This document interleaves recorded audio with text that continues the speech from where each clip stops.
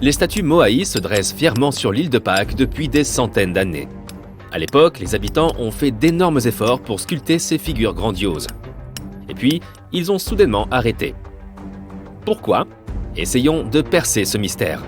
L'île de Pâques, située à 4000 km à l'est de Tahiti, a une superficie de 163 km².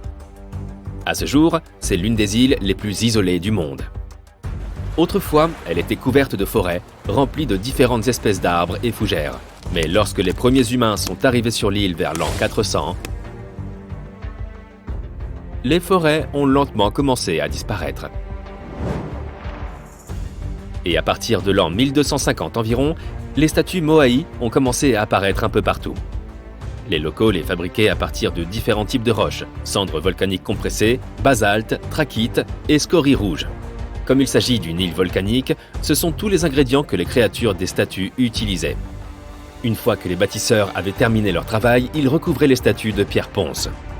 Les visages des statues sont différents. Elles ont toutes des sourcils épais et de grands nez, mais avec des expressions distinctes. Leurs bras sont sculptés directement dans leur corps. Certains ont des chapeaux sur la tête. Il y a près de 900 statues sur toute l'île, et elles varient en taille.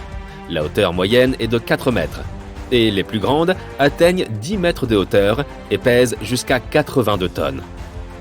Comme les statues ont tant de visages différents, il existe des théories selon lesquelles elles représentent et honorent des ancêtres, des chefs et d'autres personnages importants qui ont vécu sur l'île. Mais sans aucune preuve tangible, il est presque impossible de comprendre le véritable objectif des Moai. Autrefois, elles se dressaient magnifiquement le long de la côte, veillant sur les locaux vivant dans des villages. Et leur dos était tourné vers le monde des esprits de la mer. Lorsque les Européens ont découvert les statues Moai dans les années 1700, beaucoup d'entre elles étaient déjà tombées. Et la construction des statues s'était arrêtée bien plus tôt que cela. D'énormes efforts ont été déployés pour fabriquer ces statues. Les artisans experts passaient beaucoup de temps à les sculpter lentement avec des pioches rudimentaires. Une équipe contenant jusqu'à 6 personnes pouvait travailler dur pendant une année entière pour fabriquer une seule statue. Ensuite, ils devaient souvent la transporter jusqu'à son emplacement final sur l'île, sur une distance pouvant aller jusqu'à 18 km. Grâce à la datation en carbone, les experts ont réussi à déterminer que les statues ont commencé à apparaître vers l'an 1250. Et puis, soudainement, vers 1500, le processus s'est tout simplement arrêté. Les créateurs des statues ont simplement laissé leurs burins là où ils les avaient utilisés pour la dernière fois. Et seulement un quart de toutes les statues ont effectivement été placées là où elles étaient censées être. La moitié d'entre elles se trouvent encore dans les carrières, tandis que d'autres ont été laissées sur le sol à mi-chemin. Quelque chose s'est passé sur cette île, qui a conduit les habitants à se désintéresser totalement des statues. Il existe de nombreuses théories sur la raison pour laquelle cela a pu se produire, et elles sont principalement liées à la déforestation. Les habitants de l'île utilisaient peut-être du bois pour déplacer les statues à travers l'île, à l'aide de traîneaux et de cordes, ou de rondins pour faire rouler les statues, ou de radeaux pour les faire flotter. Le bois a fini par s'épuiser. Les arbres de l'île mettaient très longtemps à repousser, et les rongeurs mangeaient la plupart des graines. Les habitants utilisaient le bois à de nombreuses fins. Ils en avaient besoin non seulement pour des choses pratiques, mais aussi pour créer d'autres statues. Une autre raison pour laquelle les habitants de l'île ont pu arrêter de construire les statues pourrait être qu'ils se sont consacrés à d'autres projets. Les rocailles devenaient de plus en plus courantes avec une population croissante. Or, ces rocailles étaient excellentes pour le sol, le gardant au chaud et le fertilisant en même temps. Les insulaires consacraient beaucoup de temps et d'efforts à tailler ces rocailles, et ils n'avaient tout simplement plus assez de temps pour la construction et le déplacement des statues. Une autre théorie suggère que les croyances des locaux ont changé avec le temps. On suppose qu'autrefois, les habitants de l'île voyaient les statues comme un lien avec leurs ancêtres. Mais après un certain temps, les rituels décrivant une démonstration de force et d'endurance sont devenus plus répandus. Et avec ces rituels, les insulaires ont commencé à sculpter des images liées aux oiseaux de mer. Ces derniers sont devenus le principal animal de l'île. Les gens ont commencé à croire que leurs ancêtres les regardaient à travers les oiseaux au lieu des statues. Il n'y avait donc plus de raison de construire les Moai. Quel que soit le degré de véracité de ces théories, le principal problème était que la petite île ne pouvait plus supporter une population croissante. Ce qui était autrefois une terre luxuriante couverte de forêts est rapidement devenu un paysage stérile. Pendant les premiers siècles, les gens dépendaient des ressources forestières. Mais l'agriculture a pris de l'ampleur quelque temps après 1550, lorsque les forêts ont disparu. Les tribus qui travaillaient autrefois ensemble pour construire les fantastiques monolithes ont fini par entrer en compétition les unes avec les autres.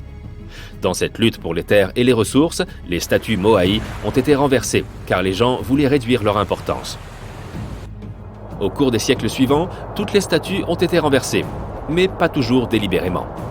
Beaucoup sont tombées naturellement après avoir été négligées pendant si longtemps. Certaines ont même fini dans les eaux de l'océan entourant l'île. Elles y sont restées un certain temps. Mais certaines de ces statues ont connu une deuxième vie. Elles ont été réédifiées, offrant une magnifique expérience aux visiteurs du monde entier. Si tu fais un voyage jusqu'à cette île isolée, la première question que tu te poseras ne sera probablement pas de savoir comment les statues ont été construites ou déplacées. Ce sera plutôt comment diable quelqu'un a-t-il pu arriver jusqu'ici en premier lieu. C'était l'un des exploits les plus incroyables qui soient. Les Polynésiens ont sans nul doute fait des choses assez extraordinaires. Dès 1500 avant Jésus-Christ, ce peuple de marins a commencé à explorer le monde. Ils ont utilisé les inventions marines les plus avancées de leur époque. Ils ont traversé l'océan en catamaran et en bateau à balancier, en commençant par l'Asie du Sud-Est et en peuplant de nombreuses autres régions dans le Pacifique. Ils sont allés aussi loin que l'actuel Hawaï au nord en 900 avant Jésus-Christ et l'actuelle Nouvelle-Zélande au sud en 1200 avant Jésus-Christ. Et le voyage le plus lointain vers l'est a été bien sûr l'île de Pâques. En seulement quelques centaines d'années, ces premiers navigateurs ont peuplé une zone de plusieurs milliers de kilomètres carrés. Ils mémorisaient simplement les endroits où ils étaient déjà allés, et de cette façon réussissaient à naviguer sur l'océan. Ils utilisaient un large éventail de techniques.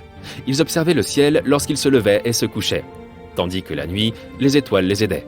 Si le temps était couvert et que les marins ne pouvaient pas s'orienter visuellement, ils utilisaient d'autres méthodes brillantes. Ils observaient notamment le mouvement des courants océaniques et les motifs des vagues, et prêtaient attention à la bioluminescence dans l'eau. Ces motifs les aidaient à trouver l'emplacement d'îles spécifiques. Ces marins comprenaient même comment les îles et les atolls au loin provoquaient des motifs d'interférence aérienne et maritime. Les oiseaux leur fournissaient aussi de précieux indices. Certains d'entre eux migraient sur de longues distances d'une île à l'autre, ce qui donnait aux marins une sorte de lien visuel pour leur itinéraire. D'autres types d'oiseaux avaient des périodes d'alimentation spécifiques. Les marins savaient quand et où ils chassaient et dirigeaient leurs bateaux en fonction des endroits où ces oiseaux se nourrissaient. Les Vikings ont sans doute reçu beaucoup trop de mérite par rapport à leurs aptitudes maritimes. Alors qu'ils utilisaient une boussole solaire, les premiers Polynésiens se fiaient uniquement à leur connaissance de la façon dont la nature elle-même pouvait les guider. Leurs compétences étaient si avancées qu'en 1769, le capitaine James Cook, un célèbre explorateur anglais, a même engagé un navigateur polynésien pour ses connaissances approfondies des mers. Et ce qui est encore plus surprenant, c'est que ce navigateur a dessiné une carte de mémoire. Elle couvrait une région de 3200 km de large. Dans cette région, il y avait 130 îles, et le navigateur connaissait 74 de ces îles par leur nom. Au début de leur voyage, le capitaine Cook a souvent ignoré les conseils du navigateur. Mais vers la fin de leur voyage, il a été très impressionné.